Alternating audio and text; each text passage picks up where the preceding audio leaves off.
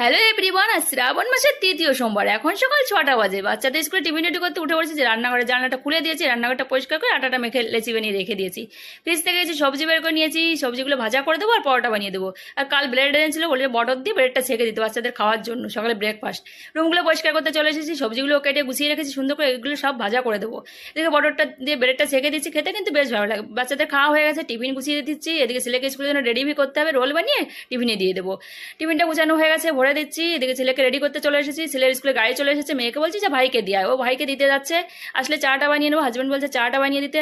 তো ছেলে মেয়ে স্কুলে চলে গেছে, যে ছেলের স্কুলের গাড়ি এটা।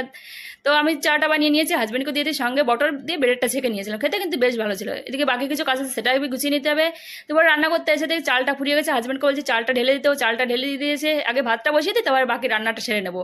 তো রান্নাটা সেরে নিই, রান্নাটা কমপ্লিট হয়ে গেছে। আজ অনেক কিছুই বানিয়েছিলাম। দুপুরের খাবারটা খেয়ে নিই। ভিডিওটা ভালো লাগলে অবশ্যই একটা লাইক করে দিও।